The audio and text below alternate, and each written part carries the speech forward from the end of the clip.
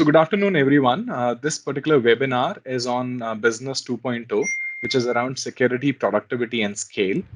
We have experts from Microsoft who will be sharing their insights, and we'll talk about a lot of stuff in here. So I'll briefly tell you the context of this entire webinar so that we are better prepared to take the learnings out of this.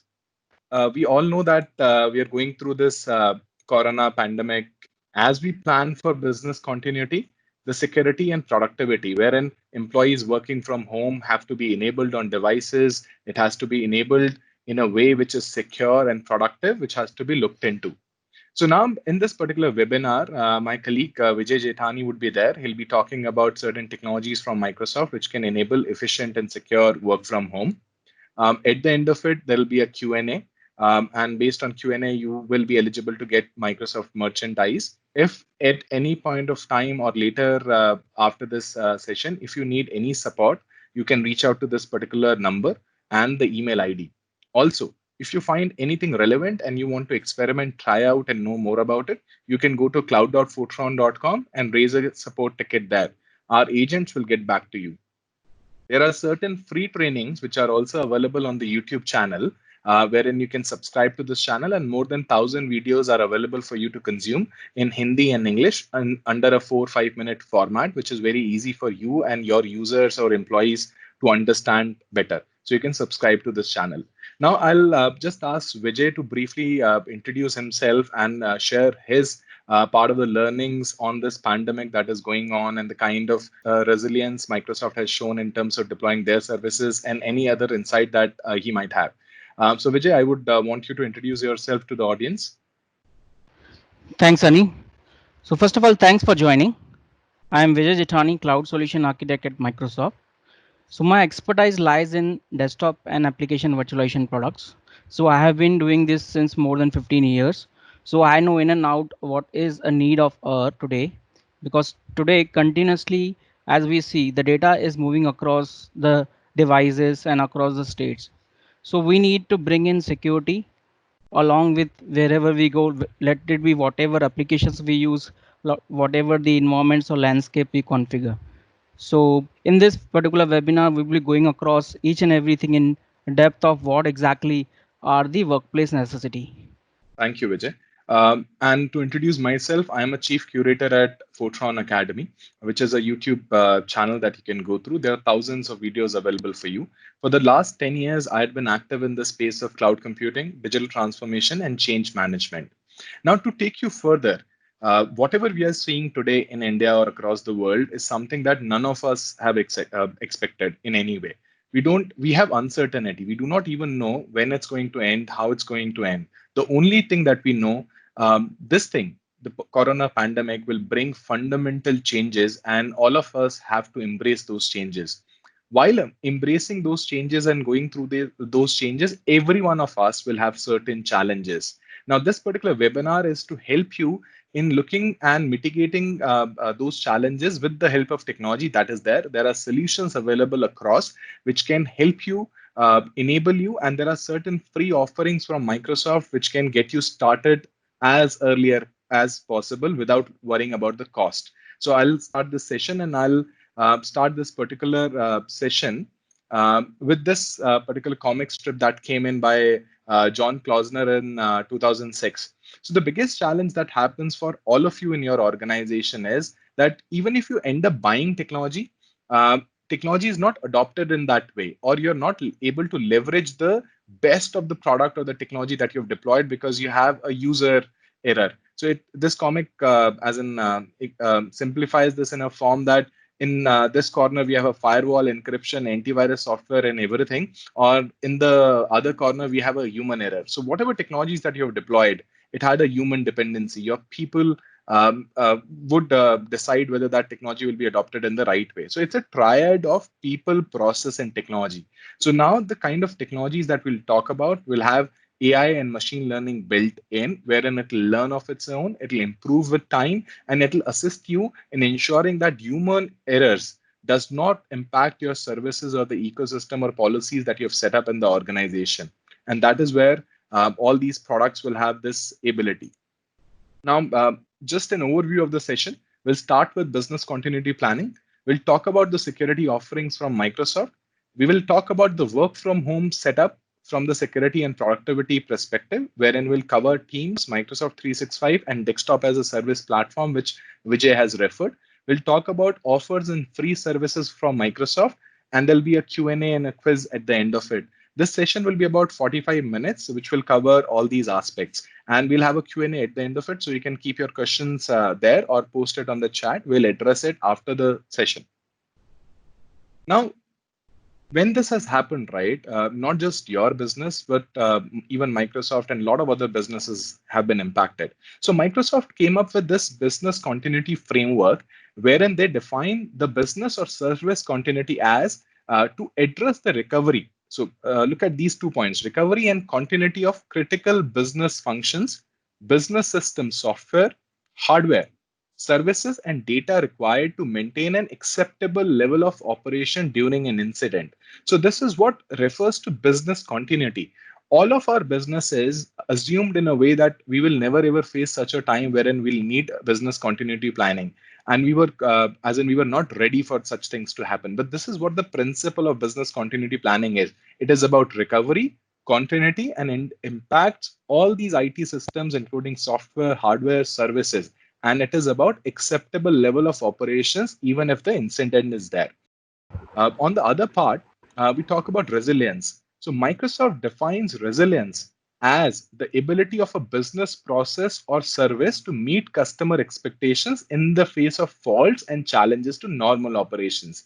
So even despite of following all the compliances and a lot of such stuff, most of the businesses in the world were not ready for it. Hence, we are facing the kind of challenges that we're facing now. So I'll elaborate on this framework a bit so that even if you want to adopt this best practice in your business, you can look into it. Let me just talk about this continuity lifecycle. This particular framework has three key components, which is assessment, planning, and capability validation. And it has to be evaluated. The outcomes of this has to be evaluated every 12 months for you to be resilient in that form. So in the assessment phase, you have to identify, map your identification, and then do the impact assessment of the identification and mapping that you have done. In the planning phase, you look at dependency mapping and you will plan the development of it. For example, develop recovery strategies, develop recovery and resilience procedures, document recovery resilience plans. And then the capability validation, you'll do the checks and balances where everything is going right or not. This framework particularly involves your various business functions. Dependency on one business function on the other function is also to be captured in this framework. Once you start deploying this particular framework in a particular manner in your organization, you'll continue to get better because there's iteration phase involved in this as well. So you continue to work on this, and this is the principle that you can take back to your organization. And this is not based on technology. It is a framework as a best practice for any organization to have business continuity planning. Now, when we are talking about all this stuff, this would result into business transformation. So there will be three particular phases of business transformation that your company has to go through. The first phase will be, do you have a secure email service? Because the kind of environments that we work in, email is still the most used activity to collaborate between people. It is internal and external, and a lot of our communication is happening through email. So first and foremost, because you'll be working from home from various places using various networks, you must have a secure email service. So if you are using a service which is a third party and not that secure, emails are not encrypted, this is the best time to switch to a secure email service. And I'll talk about the components of secure email service. So not just protecting your emails from spam, viruses, ransomware, or phishing attacks that all of us face at any point of time. It's about getting a two-factor enabled on the username and password. So even if I steal your username password, I should not be able to log into your email system because there'll be a two-factor authentication, a PIN or a SMS coming to the mobile devices of the end user. Also, then you should be able to set certain forms of restrictions. For example, what data can go out of your organization and what data should not go, what kind of mail flow should happen when you have multiple layers within the organization, say executive, managers, directors, and management. When you have this kind of a framework, if you want to control the flow of emails going out or following a particular pattern, then managers or director can approve that email before it goes out. So that kind of mail flow that you should manage. Also, you have to have secure devices. When your email can be accessed from where, which device. If someone leaves during this particular time in your organization, how do you wipe his mobile device for the email data that he has on his mobile device? So that is the first part of it, which is the first phase of business transformation that you'll go through. In the second phase of business transformation, you will look into security and productivity together, not just email. Email is first part. Now you'll move to security and productivity. So the most important factor when you move to security and productivity is no matter what application or what kind of stuff that you have today, everything is dependent on username and password. With username and password dependency, if username and passwords are stolen or one of the colleagues get hold of a username and password of another colleague, then he'll be able to log into your system. So how do you ensure that the username and password is mapped to a particular user only? Based on that, you will have risk-based conditional access, including multi-factor authentication, some kind of security reporting that is there wherein you are able to analyze logs and what is happening in your system and with your system. And there'll be a risk assessment of the apps, user behavior, something abnormal that is happening in your organization, or there are certain kinds of threats that an organization might be facing. So some kind of this dashboard has to be visible to you, wherein identity of a user has to be secured. So this is a very critical component of the phase two of your business transformation.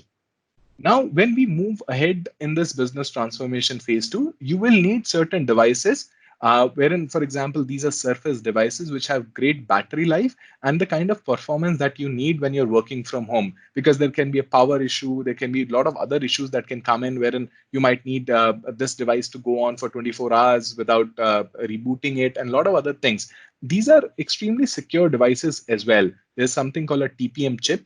The performance is delivered through an SSD and RAM ecosystem, which is there in these devices. These are touch enabled for a lot of collaboration to come into play. If you look into this, there are multiple form factors. There's a tablet, there's a laptop, and there's a book kind of a stuff where there's a detachable screen and a keyboard, which is for higher compute. And there's a pen that is available for further collaboration. And multiple such devices are available in the ecosystem through the OEM partners of Microsoft. So this would comprise, this would make your business transformation phase two. Now, when we'll come to business transformation stage three, now stage three will take your security to anytime, anywhere, any device beyond the periphery of your organization also. And I'm referring to documents, devices, users, and everything. What would it entail? It'll have secure content. So your content flowing through email is one part, but your content flowing through a Dropbox application or going through an attachment anywhere, or someone uploads that document on a WhatsApp, any kind of shadow IT that comes into play, it all has to be controlled. So your documents will have control wherein you will decide as a central policy through automation or manual policies, wherein the document will have a particular right and only a assigned user or a designated user can access that document. So there'll be an intelligent classification and tagging of content that can happen. This will be done manually and automatically through policies as well. For example, if you have a document and a credit card number that is there and you do not want that document to go out of your organization, you'll be able to define an automated policy on top of it.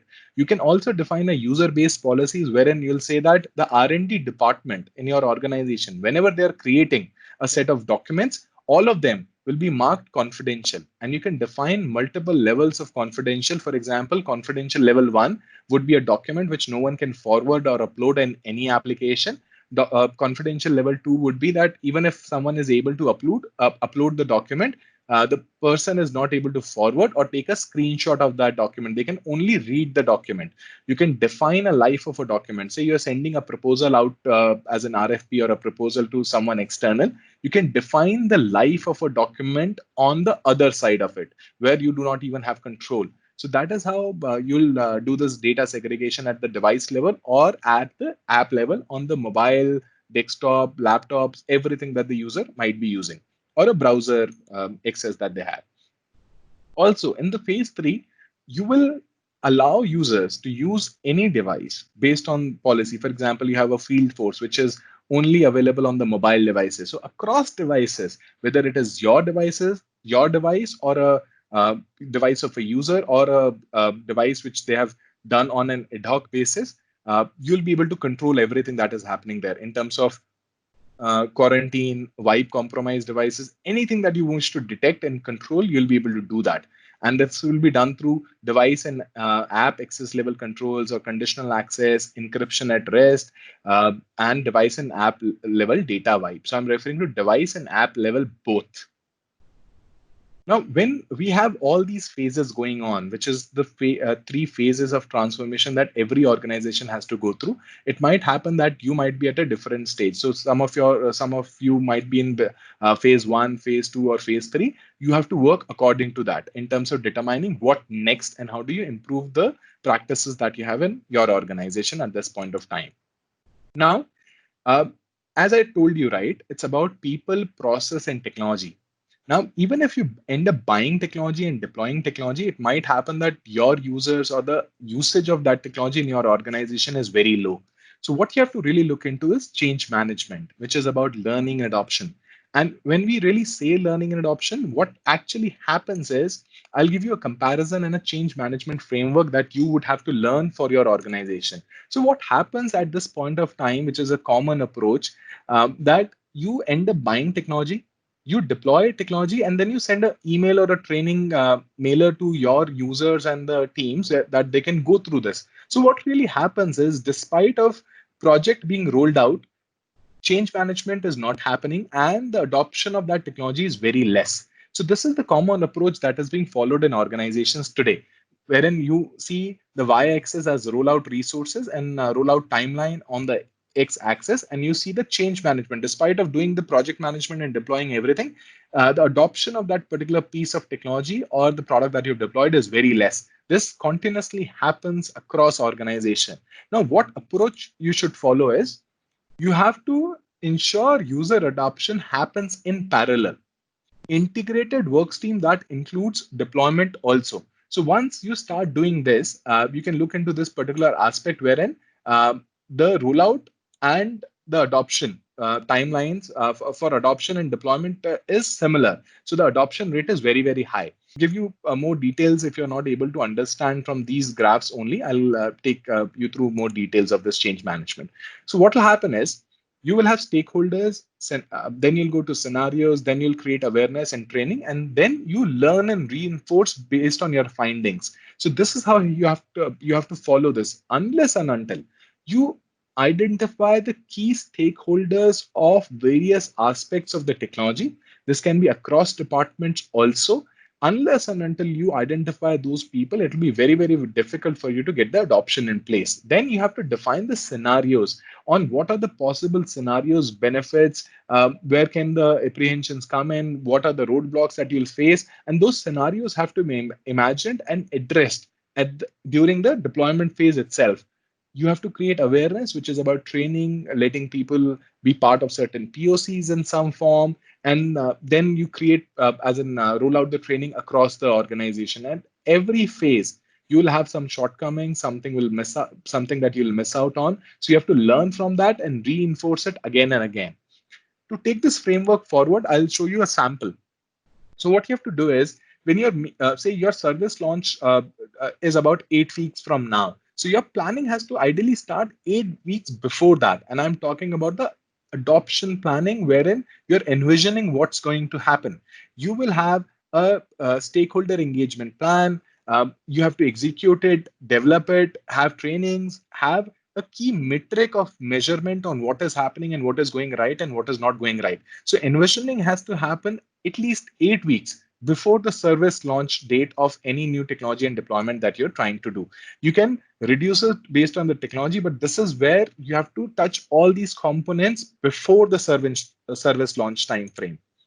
And if you look into the entire plan altogether, you have to envision, onboard, and then drive value. This entire framework, if you look into it, it's T minus 8 and T plus 12. So it's about a 20-week time frame which is there for right adoption to happen. So at times, what happens in organization is we take decision in haste, and a lot of such things fall out of place. But you have to get this particular ecosystem right in your organization. At times, you might not follow this for whatever reasons that you have in your organization, but fundamentally you have to keep this in mind and then plan it accordingly. If you're able to do it, the this is a best practice that a lot of organizations have learned, and once we start following this, the outcome, adoption rate, and usage of that technology is very, very high. Now, moving ahead from this adoption framework, I'll talk about a particular product which Microsoft has made free during the COVID-19 pandemic that has happened. And I'll talk about Microsoft Teams, which is a hub for team collaboration. So the fundamental reason is that possibly Outlook, our email client, is the single screen that we use the most as employees. Now, what is happening is from planning something with their colleagues or emails for each and everything is happening through Outlook. So Outlook, there's a lot of clutter that is happening. There's too many emails in there, and the information structure is missing there, so that you are not able to drive or transfer knowledge out of it. So Microsoft Teams is that hub for team collaboration, wherein you'll be more productive and you'll be able to do more. And let me, show why and what is happening here. So now, how does teamwork look like at this point of time for all of us? So all of us are at different places. We have consumer applications like Google Docs, Evernote, Dropbox, calls, and everything. We are sharing a lot of documents through the personal or consumer apps. On the other side of it, uh, we have multiple versions of the documents that are created. So if I personally on my device also, there can be 10 versions of a document where the 10 iterations have happened. If I've sent that document to 10 different people in my team to collaborate, everyone is making change, sending it back, and I'm merging all these changes. That continuously happens, and there's no co-authoring or a single version of the file which is stored in the organization where all of us can work together. On the other side, mobile devices and a lot of other things have come into picture, and you have contractors, vendors that you have to collaborate with, and there's a lot of information flowing around. This is how the framework is there. It is getting more and more complex in terms of what do we have to do, and the amount of application. Possibly we have Outlook and we want to do everything through an Outlook, or if we get stuck for any reason, we'll use our Google Docs service or a Dropbox to send a heavy document if our organization doesn't allow it. So this is called shadow IT in that way, where IT folks do not even know what kind of applications are being used in the organization altogether. So this can I've observed and got feedback from a lot of people that people even store a lot of documents on their mobile device, forward to themselves, forward to their personal account, download it and send it using WhatsApp, because the end user is not able to receive the documents for whatever reasons. So this is happening day in, day out. Now we have to solve this. And the way to get a way to solve this is through Teams. And I'll play this particular video for you. Hi there. Welcome to Microsoft Teams, a collaboration app that helps your team stay organized and have conversations all in one place. Let's start with, what else? Teams. Here, you can see a list of all the teams you're part of. Teams are made up of channels. You can build them by topic, department, or just for fun. Channels are where the real work gets done, where you hold meetings, have team conversations, and share files. At the top of each channel, you'll find tabs. They're like links to your favorite files, apps, and services. Want to have a quick, on-the-spot meeting with people in your channel? Select Meet Now. In a meeting, you can show content from your computer or record your meeting. When you share a file in a channel conversation, you and your team can edit it at the same time and share thoughts alongside it.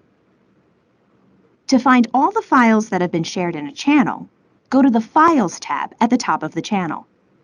To see all the files ever shared across the team, click Files on the left.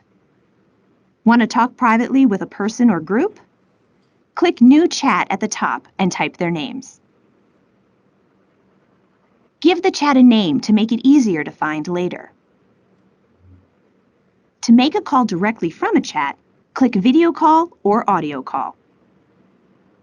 In some cases, if your organization has set it up, you can call anyone from Teams using calls, even if they're not using Teams. In meetings, you can see everything you've got lined up for the day or week. Or schedule a meeting. This calendar syncs with your Outlook calendar. Go to Activity for a view that lets you catch up on all your unread messages, @mentions, replies, and more. And use the command box to search for specific items or people, take quick actions, and launch apps. Convenient, right? And don't forget to download the mobile app so you're in sync when you're on the go. Thanks for watching. Now bring in your team and let the collaboration begin. So as you saw, right, in Teams, what we are really looking at, can we make your organization's email zero for at least the internal communication? So imagine if this is the particular interface of Team, if you're able to do audio video calls from any device that you have, you are able to get calendars in place, you're able to connect with people, and you are able to share information, co-author documents, and store them centrally. If you look into all these aspects, imagine why would you need an email for internal communication? And it'll be far more easier for you to take backups of this data because there's a single copy of a document that is getting created, and there are multiple versions of the documents that are there in the single document with co-authoring and versioning and control. So there's a single piece of document, and it is the most updated document for any user to see. You can add and remove members out of a team as people leave the organization or new members join in. So imagine this and think of it in ways wherein all the internal communication is happening on this between your employees in your controlled manner where you're defining policies centrally. The other aspect is if you have regular communication with your vendors or partners, for example, we collaborate with Microsoft, we have a team in place between Microsoft and us, wherein it makes our collaboration far more simpler. Now, team is such product that you have to get started as early as possible. And this is the first step towards working from home to get this thing in place at your organization.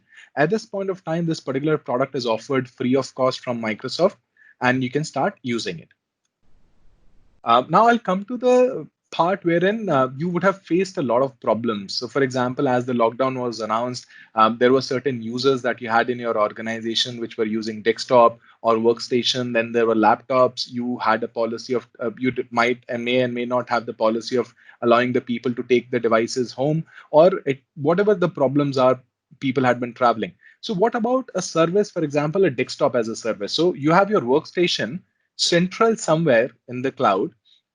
Your users will access that computer using any of the thin client. It doesn't matter whether that is a Linux machine or a Windows machine or a mobile device, any thin client that is there. Using that thin client, if you're able to access that computer, it becomes desktop as a service. And there can be various use cases to leverage this, wherein you can have remote workforce, you have people in your R&D teams, or some proprietary and R&D related data is there where you do not want your employees to use it on their own machine in any which way. So when you want to do something of this sort and you want to get started with deploying certain computers on the cloud itself and your people can start using it, you have to use desktop as a service. This particular service, in case of Microsoft, is called a Windows Virtual Desktop. So you get a computer or a virtual desktop on the cloud. So look at this particular screen in front of you. This particular machine is running from the Microsoft Azure cloud. On the left-hand side, if you look into it, there are native applications like Word, PowerPoint, Excel. All of them are being delivered from the cloud for a user. Now, think of it in certain ways that how empowering is this, that you can get your machines ready in minutes and your people can start using these machines no matter what kind of device do they have. Even if they do not have a lot of compute available on their personal device, because this is being rendered on their machine, the compute is actually at the cloud. So the only thing that the user has to do is see this computer. Every processing is happening itself on the cloud, and it's a full-blown machine that you can have.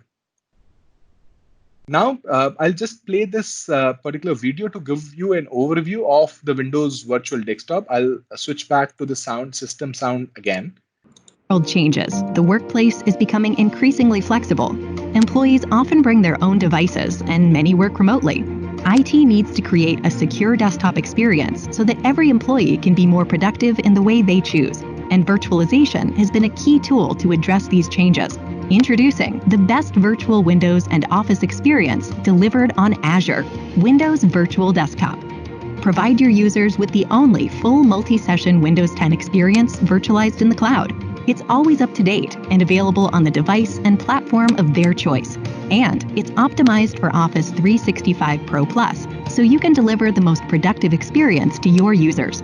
Windows Virtual Desktop works with your existing remote desktop services deployments, so you can migrate to the cloud. And with unified management in the Azure portal, you can deploy and scale in minutes. Unlock best-in-class productivity across devices and platforms with Windows Virtual Desktop.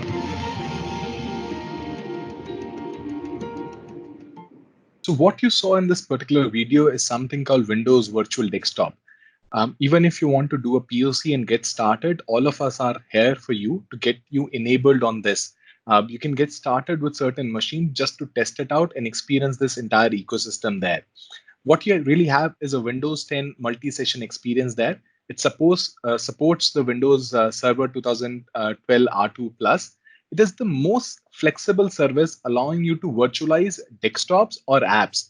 And the best part, for any reason, if you have Windows 7 in your organization, then you get this Windows 7 virtual desktop with extended security updates for next 2.5 years that are left in the support cycle. So you can still run Windows 7 with the support ecosystem that is there from Microsoft. And the security and management is integrated with your Microsoft 365 or what we used to call it earlier, Office 365 platform that is there.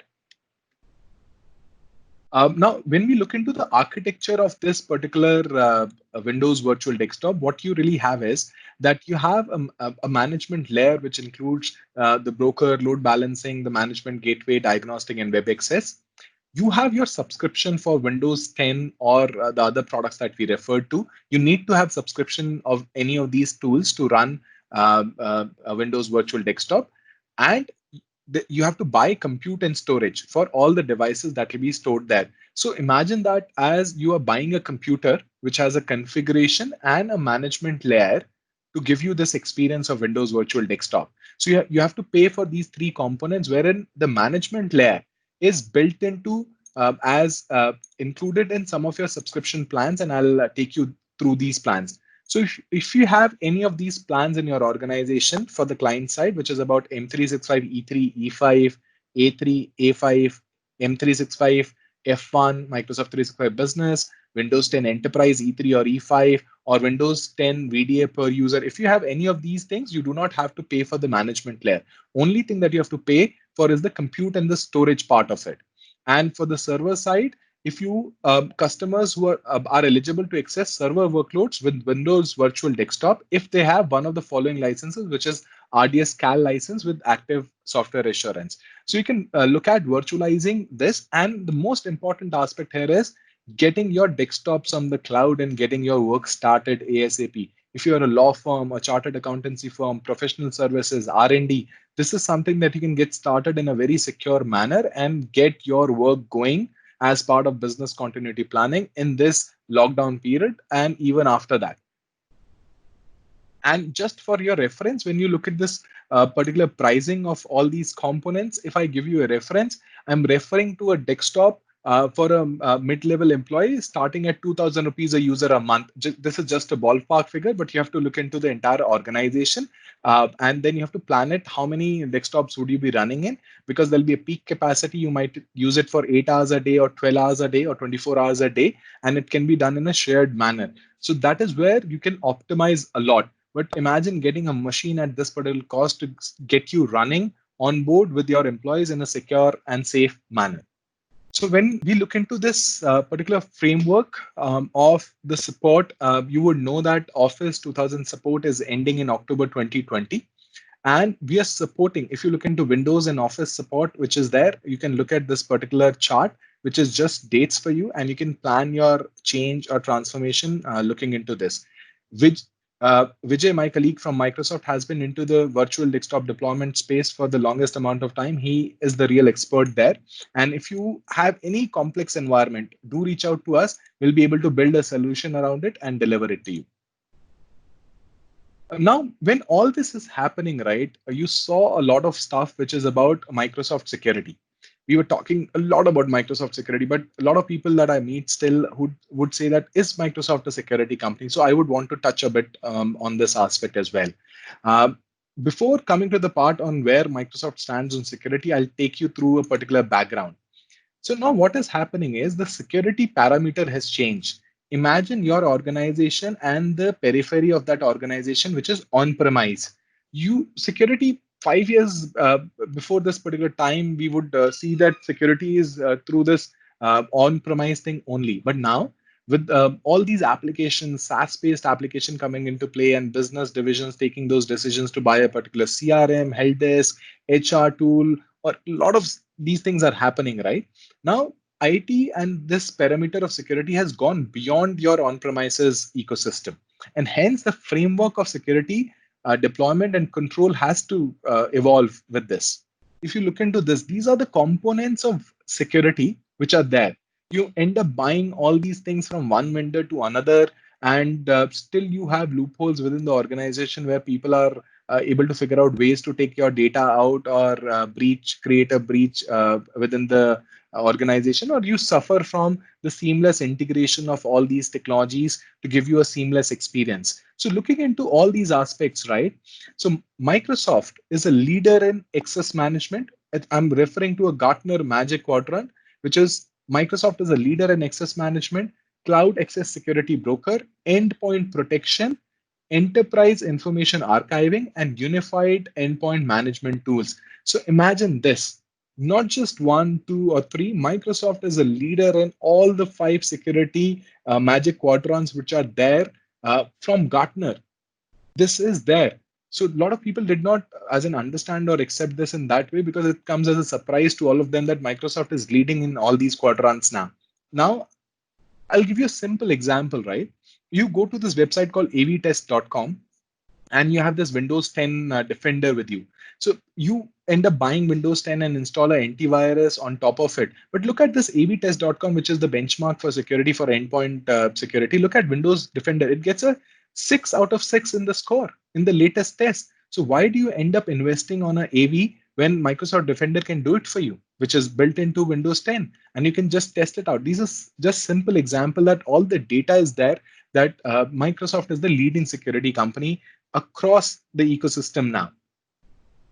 So whenever you hear tools like device management, archiving, data loss prevention, DLP, we call it in simpler ways, email threat protection, email filtering, device, antivirus, online chat and meetings, storage, email and productivity software, this can be given to you by Microsoft in a single bundle, which is comprehensive and integrated, seamless, a single dashboard to manage all these things. And you can get started on a per user model, hybrid model, whatever that you wish to decide.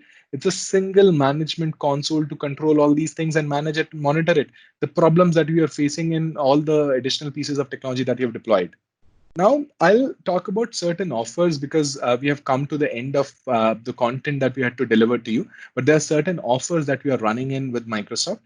So if you have a Windows machine and you want to upgrade to Windows 10 Pro, you can buy Windows 10 E3, which comes at a cost of 5990 per year. And if you don't like Windows 10 E3, then you can retain Windows 10 Pro for life, which means that we are so sure that you'll like Windows 10 E3 so much that you'll continue to use it even after this 1 year period. But even for any reason, you don't want to upgrade and stay on Windows 10 E3, you pay this for 1 year and you'll retain Windows 10 Pro. You can take up Microsoft Surface devices, which start at INR 75,000 rupees. There are discounts on the volume licenses for Windows Server, CAL, SQL, any Windows Office license that you wish to buy till 2020. Microsoft Office 365 E1 even includes email, Teams, OneDrive, SharePoint, Office Online, is free for 6 months. It is your secure email service, cloud storage, and Teams included. So just if you have any email domain or any service working in there, just leverage this offer that it is free for 6 months for you if you're moving there for the first time. So this is the most important part wherein you can get started at no cost on your business transformation journey phase one without looking at money in that picture. Just get started. If you like it, you retain it and you continue paying after 6 months. About Fortron, we are a IT services company. We are your digital transformation partner. We have delivered content and services to 45,000 plus professionals. There are 950 plus organizations that we serve across the country. And there are 180 plus digital modules that are available for you to go through a self-learning mode. You can teach yourself through Fortron Academy. This is the Fortron Academy, which is there on YouTube. There are more than 1,000 videos for you to learn all the best practices, digital transformation, technology, deployment, services, support, everything that is there. All these events and webinars will be available there for you to check again and refer to this. And this is where I end my part. And I would tell you that if you want to avail any of these offers, you can just call at this number, email at cloud@fortron.com. Or if you have any issue that you're facing during this lockdown to get your business continuity planning or business running in, you can just raise a ticket at cloud.fortron.com. Our team of experts will get back to you and help you further. And I would ask my colleague Vijay Jethani if he has something more to share, and if he has the Q&A or something that you want to ask people, wherein we can give merchandise to people whoever answers it in the best possible way. Sure, thanks, Sunny. So team, first of all, I think thanks for joining, and we covered pretty much everything from the productive or the workforce place perspective. Then, so there are few questions to ask. I think all of us heard Windows 10. So simple question, Windows 10 is available as a single product or we have multi-session as well? As simple as that. You can just put on chat whether we have Windows 10 as just a single product or we can have multi-session as well on Windows 10. So if the chat is disabled, what you can do is you can send your answers at cloud@fortron.com and we'll take on those answers. Also, as we have talked about Teams, so can anyone say whether Teams as a product, does it have video calling? Does it have file share? Or does it have email client? What all things are built into that? Whether it has all in one package as a collaborative for team, or it is just video calling and audio calling and for just the meetings itself. Superb. I think most of you have got like it is more a collaborative product rather than just a single pane of client, which just provide you the meetings. So it has all file share built in. It has video as well as callings. Similarly, it can also integrate it with the different kinds of apps or the we can say the application cards or action cards. So last one, we also talk about security on the Windows 10. So does anyone knows about First Identity Online? What it does? All right. So see, First Identity Online is the something which security built into your Windows 10, which helps you because see, it's difficult for us to remember the passwords. So what are the ways for us to authenticate? And if our organization says like we need to get complex passwords, it should have so and so character length, it should have special characters. In that case, who will help us like remembering those passwords? In that case, the First Identity Online is a mechanism by which there is a PIN or your facial recognition or some kind of cognitive services being used within built in your Windows product, which helps you authenticate. You need your password first time, then thereafter you can set up your facial recognition. Also, you can set up your the PIN, which will actually authenticate on your behalf. So there, I think apart from that, there are a couple of questions on. So let me take one by one. I'm part of 3 organization teams and have problems switching from one org to another. Can we not have all teams across multiple? No, see, in ecosystem, when you actually set up the landscape, if you want to have all of them, then you have to set up the department wise or the teams according to that. If you want to merge organization, in that case, you have to switch the tenant. Unless and until you switch the tenant, you cannot combine them together. That is how it works, because of the security, as well as we have to keep separate. However, that does not stops you from sharing. You have all means of collaborating together. You can invite your respective orgs for meeting. They will be able to. It depends upon how you set up their security layer.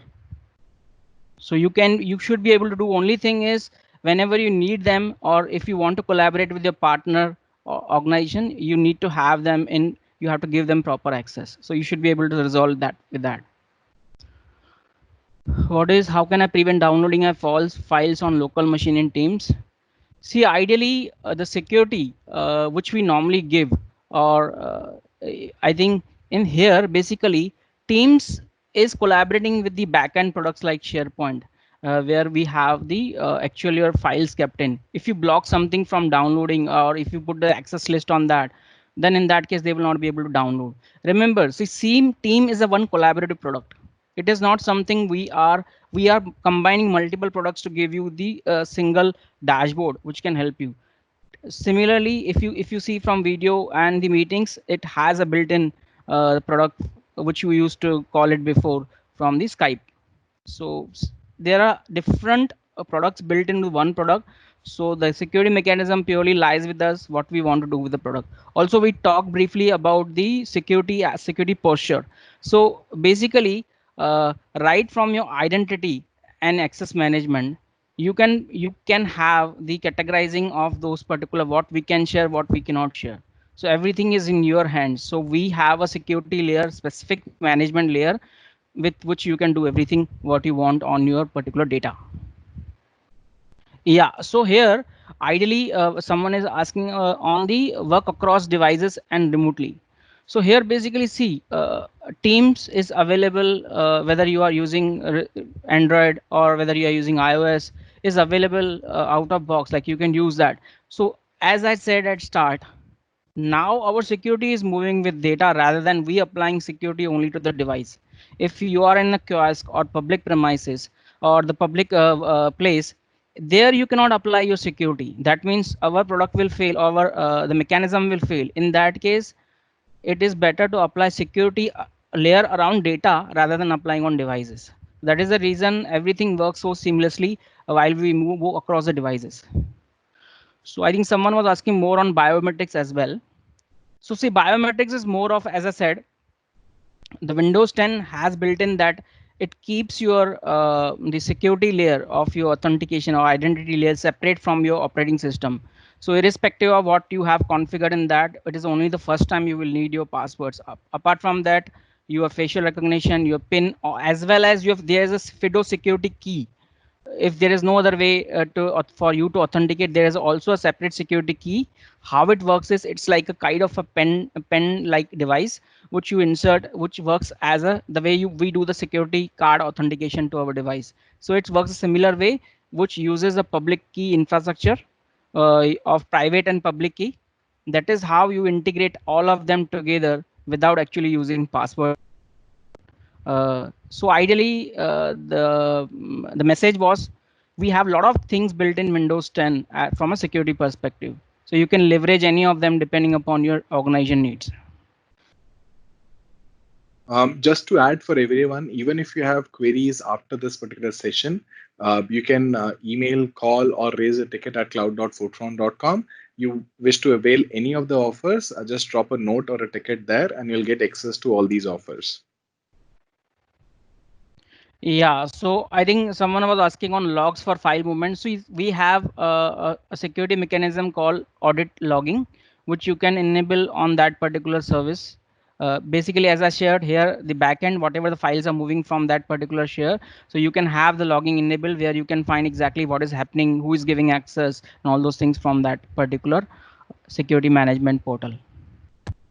Can I ask a question? Yeah, go ahead.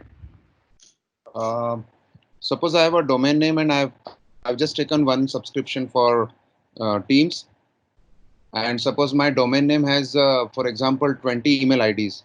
Then I need to buy 20 licenses for Teams, or only one license is good enough? Okay, so this doesn't work. See, in Teams, as of now, you have for 6 months, you have free of cost. That is what the Sunny has shown you. After that, the licenses which you buy is the user license, not on the domain license. Okay, nee, I got it. But if I connect my domain to the team, to the Microsoft 365, then all my email IDs, all my emails which are right now with that domain will first come to the Microsoft server and then come to my users, right? That's what will happen if I connect. So what happens in Microsoft? See, Microsoft has a subscription model. Okay, so whatever the user accounts you have in your on-premise system, they are actually synced to the AD domain, or we call as a on Microsoft domain. In that case, the license, depending upon how many users you want to license, it is up to the admin to license it. Suppose you want to retain whatever. See, suppose you have 1,000 users. However, you just want 500 users to use the any particular Teams or whatever we want to use on Microsoft. So in that case, you just need a enable license for those 500 users. So it is up to you how you want to keep. However, the licensing, the way it works is on Microsoft.com is a different domain at all. It is not domain. Actually, we call it as it's kind of web domain where you authenticate. It's just an identity platform. It is not equivalent to the group policies or whatever you do on-premise. So be mindful of that when we say these. The only the identity, the login user and password is synced to the subscription. Nothing else is synced apart from that.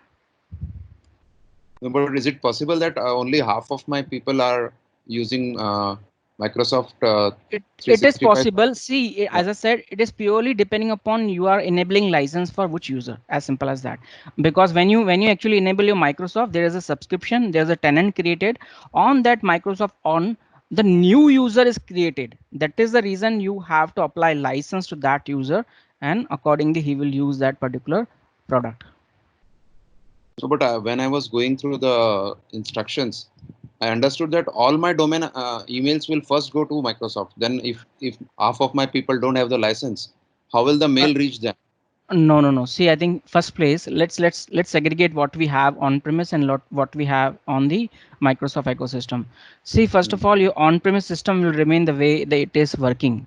We are not taking control of unless and until you give up completely, like you want to demote that for any reason. The your primary mail exchange, whatever you set on an internet domain, that will remain as a primary. Now, the other way to look at is the users who are not in your on-premise and are enabled for on Microsoft domain. Those particular users will be enabled on cloud, and for them, they don't recognize you now as a as a email provider. They will recognize Microsoft Cloud as a email provider.